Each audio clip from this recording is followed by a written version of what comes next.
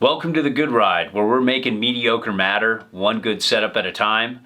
I'm sitting here at my desk, as you can see, and I'm thinking about a trip I just had out to Evo, and I was riding in Washington with some good friends, you know, Juan, Stu, Big Cat, and a bunch of other great guys out there, and they had the ride Algorhythm for me to ride. So thanks, Evo, for that.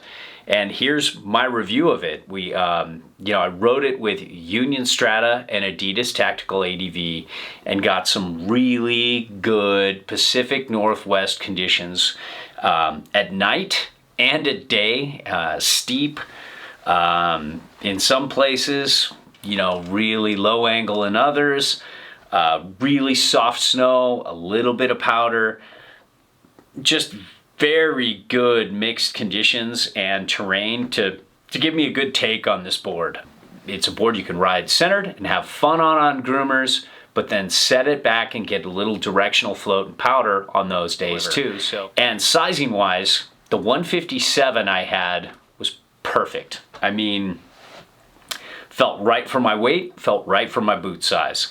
And they have a wide variety of sizing that can fit a lot of riders, so a lot of weights and a lot of boot sizes, so that's pretty cool.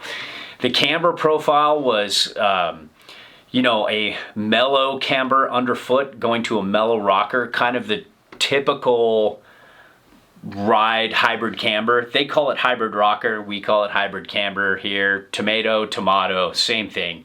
But it has a very stable, very forgiving ride that's easy to 1 foot off the chair, do a nice long flat cat track, but it doesn't, so it tracks like camber, but it doesn't catch like camber.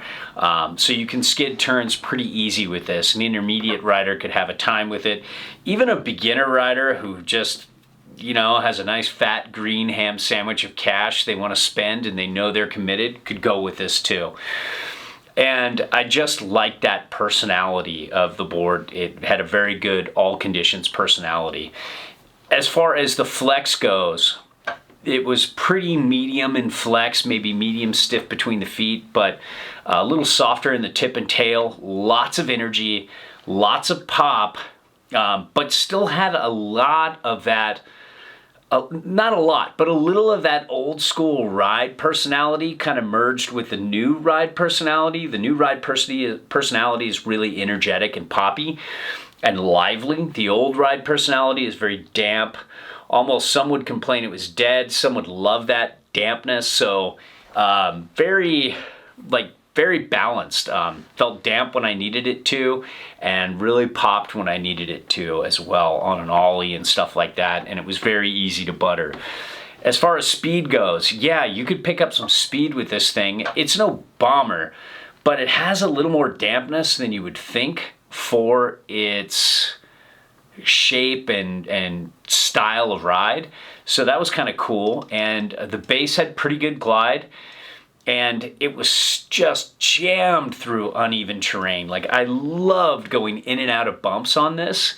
It was so easy to turn, so quick, but if you wanted to power over a few, it wasn't gonna buck and bounce you around as much as you would think. Again, it did better than you would think for its size.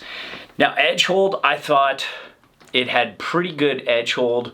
It bordered on being hard. There were a couple hard patches where it let go a little bit, but it held enough. If you're a really good rider and you don't like really disrupted side cuts, this could be really good for you.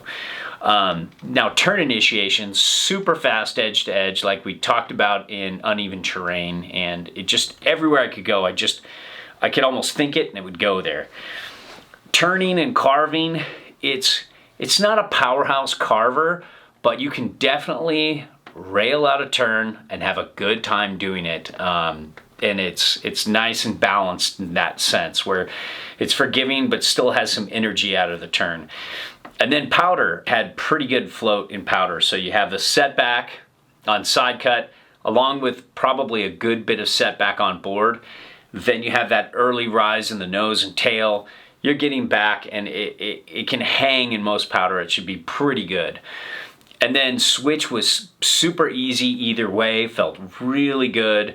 Park, I really didn't do much park at all. I never really do. I'm old and broken. But you can see how this would be a good board for approaching kickers. Not that super wide, stable platform that just tracks well into it. It's a pretty turny board, but you can still point it and launch. And it was really fun hitting little natural hits around the mountain and getting a little bit of air. And then, you know, it looks like it could be a pretty fun pipe board as long as you're okay with maybe not the grippiest of grippiest edge hold. And then, you know, jibs, it's doable. But all in all, I was really impressed with this ride Algorhythm, and I think it's a great one-board quiver for somebody who loves to ride centered on groomers, loves to have a time on the mountain, wants a mountain freestyle twin when it's groomer time, and then wants to set it back and get directional float and powder. I think this is a very recommendable board. So there you have it, little office talk.